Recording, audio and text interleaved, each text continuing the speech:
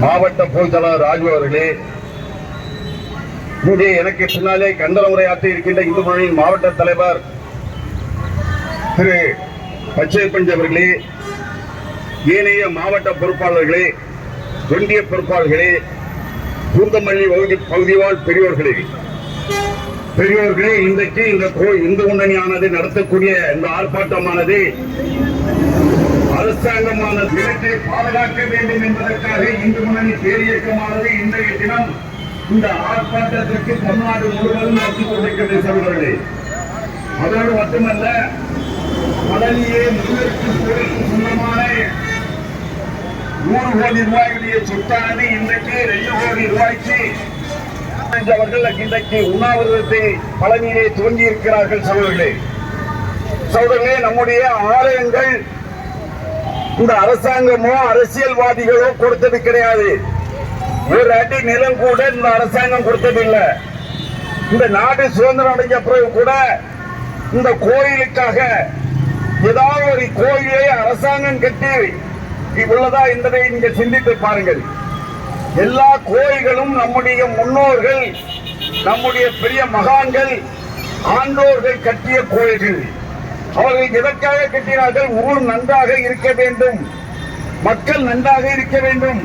மக்கள் நன்றாக இருக்க வேண்டுமானால் அந்த ஊரில் இருக்கக்கூடிய ஆலயங்கள் சிறந்தோங்க வேண்டும். ஆலயத்திலே எந்த விதமான பூஜை வழிபாடுகளுக்கு எந்த குறைபாடுகளும் இருக்கக்கூடாது என்று சொல்லி தங்களுடைய சொத்துக்களை எல்லாம் தானமாக எழுதி வைத்ததுதான் அந்த கோயிலுக்கான நிலங்கள். அந்த கோயில் நிலங்கள் எல்லாம் இன்றைக்கு கிட்டத்தட்ட நம்ம நாடு அரசாங்கமானது அறநிலையத்துறை இந்த கோயிலுடைய தன்னுடைய கைவசப்படுத்துகின்ற போது 58,000க்கு மேற்பட்ட கோயில்கள் இருந்தன. ஆனால் இன்றைக்கு இருப்பதோ வெறும் 43,000 கோயில்கள் தான் கணக்கு சொல்கிறார்கள். மீதி கோயில்கள் என்ன ஆச்சு என்பது தெரியாது. அதே மாதிரி நம்ம கோயிலுக்கு இருந்த சொத்துகள் நிலங்கள் பார்த்தீங்கன்னா நன்சை புன்சை என்று சொல்லி கிட்டத்தட்ட 6 லட்சத்துக்கு மேற்பட்ட கோயில் நிலங்கள் இருந்தன.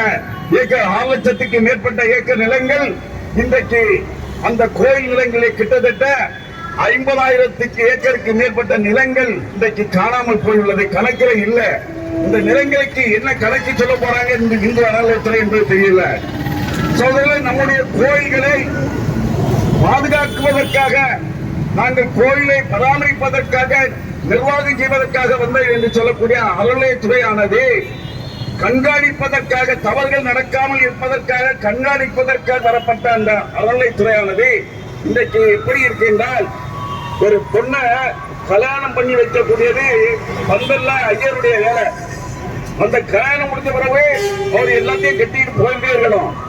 ஆனா அந்த ஐயரே நான் தான் கல்யாணம் பண்ணி வச்சேன், ஃபர்ஸ்ட் நைட் நான் தான் இருப்பேன்னு சொன்னா எவ்வளவு தப்பா இருக்குமோ அதே மாதிரி இந்த அறநிலையத்துறையுடைய செயல்பாடுகள் அதான் இருக்குது. நீ கண்காணிப்பதற்காக ஒன்று நியமிக்கப்பட்டது தவிர கோயில் நிர்வாகத்தில் தலையிட உனக்கு எந்த விதமான அதிகாரமும் கிடையாது. இது பலன் தலைமை உயர்நீதிமன்றத்தால் அறிவுறுத்தப்பட்டுள்ளது சோழர்களே. ஆனால் இந்த இந்து அறநிலையத்துறையானது இன்றைக்கு சாமி கும்பிடுவதற்கு கட்டணம். இன்னைக்கு திருச்செந்தூர் முருகர் கோயில போய் சாமி கும்பிடணும்னா 1000 ரூபாய் கட்டணம் கொடுத்தாதான் சாமியை பார்க்க முடியுது. சாதாரண மக்கள் இன்னைக்கு சாமி கும்பிடணும்னா கும்பிடக்கூடாதா? இன்னைக்கு ஏழை மக்கள் இன்னைக்கு சாமி கும்பிடுவதற்கு கோயில போய் சாமி கும்பிடுவதற்கு வாய்ப்பு இல்லாமல் இருந்து கொண்டிருக்கிறது.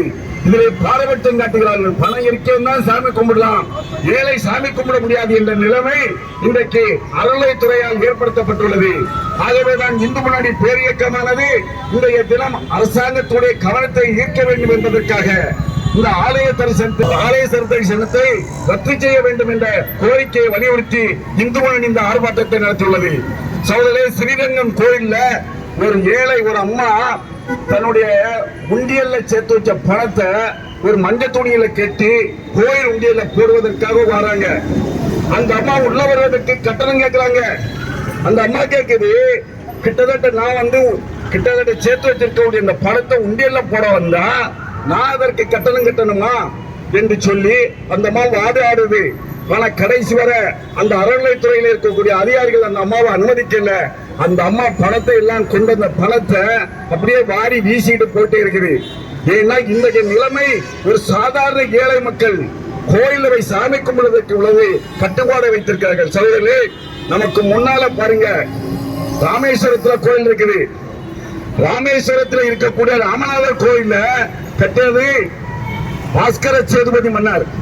பாஸ்கர சேதுபதி மன்னர் அந்த கோயிலை கட்டிவிட்டு நிர்வாகத்தை கவனிப்பதற்காக தன்னுடைய மகன் ராமநாதபுரம் கோயில போய் சாமி கும்பிட முடியும். அந்த மாதிரி கட்டத்துல அவர் காலனா வசூலித்தாரு. இதற்காக அந்த நிர்வாகத்தை கவனிப்பதற்காக காலனா நிர்வகித்தாரு. ஆனால் அந்த சாமி கும்பிட வந்த அந்த காசியை சேர்ந்த அந்த பெரியவர் முதியவர் நான் காசு கொடுத்திருக்க எனக்கு இல்லை என்று சொல்லி அரசிடம் மன்றாடுகிறார். அரசே, நாம் நம்ம கோயில்ல ராமநாதபுரத்தில் ராமேஸ்வரர் கோயிலை தரிசனம் செய்வதற்கு என்னிடம் காசு கேட்கிறார்கள். என்னிடம் காசு இல்ல, எனக்கு சாமி கும்பிடுவதற்கு நீங்க ஏற்பாடு செய்ய வேண்டும் என்று கேட்கும்போது சேதுபதி பாஸ்கர சேதுபதி கோவம் அடைஞ்சிட்டு யார் இந்த கட்டணம் வச்சாங்கன்னு கேட்டு அவர் கூடாங்க என்று கூட அவர் பார்க்கல. பாஸ்கர சேதுபதி கோயிலுக்கு ஒருத்தன் தவறு செய்தால் அவன் தன்னுடைய மருமகனா இருந்தா கூட தன்னுடைய 2 மகள்கள் விதவையானாலும் பரவாயில்ல, அவனுடைய தலையை சீவி என்று சொல்லி அங்கு ஆணையிடுகிறார். அப்படி உடனடியாக அவரை இழுத்து வருகிறார்கள், அவருடைய தலையை துண்டிக்கிறார்கள். அதை கேட்ட தன்னுடைய 2 மகள்களும் உடனடியாக அங்கிருந்து ஓடி வராங்க. அப்பாவிடம் மண்டாடி தன்னுடைய கணவனை காப்பாற்றலாம் என்று சொல்லி ஒரு இடத்துல வரும்போது அக்கா விழுந்து இறந்து போறாங்க. அதற்கு அந்த இடம் தான் இன்னைக்கு அக்கா மரம் என்று சொல்கிறது. அதே மாதிரி தங்கச்சி இருந்தாலும் ஓடி வரக்கூடிய அந்த இடத்துல விழுந்து செத்து போறாங்க. அந்த அம்மா விழுந்து இறந்தனா தங்கச்சி மரம் என்று சொல்லப்படுகிறது. சகோதரர்களே, இப்படி நம்முடைய முன்னோர்கள் கோயிலுக்கு வரக்கூடிய பக்தர்களுடன் உண்டிய வசூலித்ததற்காக, அவர்களுடைய கட்டணம் வசூலித்ததற்காக அந்த கோயிலை கட்டக்கூடிய அந்த ராஜாவை தன்னுடைய மருமகன் என்று பார்க்காமல் சிறை செய்த தண்டனை கொடுத்தார். ஆனா இன்னைக்கு இருக்கக்கூடிய அரசாங்கமானது எந்த ஒரு கோயிலும் கட்டல, ஒரு செண்டு நிலம் கூட கோயிலுக்கு வாங்கி வைக்கல.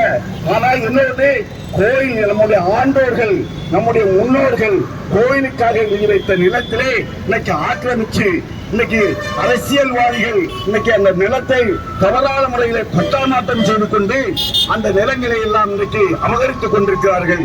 இதற்கு அரசாங்கம் துணை போய் கொண்டிருக்கிறது, அறநிலையத்துறை துணை போய் கொண்டிருக்கிறது. ஆகவே சகோதரர்களே, இந்த அரசாங்கமானது கோயில்ல சாமி கும்பிடுவதற்கு கட்டணம் வசூலிப்பதை ரத்து செய்யும் வரை இந்து முன்னணி தொடர்ந்து போராட வேண்டும். அதற்கு நான் இந்த பின்னணியில் இருக்கக்கூடிய இந்துக்கள் அனைவரும் நம்முடைய பக்கத்தில் இருக்கக்கூடிய வரதராஜ பெருமாள் கோயிலை பற்றி சொன்னாங்க. வரதராஜ பெருமாள் கோயிலே அந்த கோயிலை கட்டின திருக்கட்சி நம்பிகள், அந்த திருக்கட்சி நம்பிகள் அவருடைய சொந்த இடம், அவருடைய தோட்டாங்க இன்னைக்கு இருக்கக்கூடிய பேருந்து நிலையம். அந்த பேருந்து நிலையத்துக்கு யாரோ ஒருத்தருக்கு பேர் வச்சான், திருக்கட்சி நம்பி அந்த கோயில் நீங்க எடுத்தீங்களா, அந்த கோயில் பேருந்து நிலையத்துக்கு யாருடைய பேர் வச்சிருக்கணும், திருக்கட்சி நம்பியுடைய பேர் வைத்திருக்க வேண்டும். ஆனால் இந்த அரசாங்கமானது உடனடியாக அந்த நிலையை மாற்றி உடனடியாக அந்த பேருந்து நிலையத்துக்கு என்ற கோரிக்கையை எனக்கு முன்னாலே மாவட்டத்துடைய பொதுச் செயலாளர் அறிவித்தினார்கள். இதையெல்லாம் வலியுறுத்துகிறோம். ஆகவே நம் இந்துக்களுடைய கோரிக்கைகள் நாங்கள் எங்களுக்காக நாங்கள் கேட்கல, இன்றைக்கு சமுதாயம் சிறப்பாக இருக்க வேண்டும். கோயில்கள் எதற்காக கட்டி வைக்கப்பட்டதோ, கோயில்கள் எந்த காரணத்திற்காக நியமிக்கப்பட்டதோ, அந்த கோயிலுக்கு எதற்காக இந்த சொத்துகள் வழங்கப்பட்டதோ அதை பாதுகாக்க வேண்டியது இன்றைய அறநிலையத்துறையுடைய பங்கு.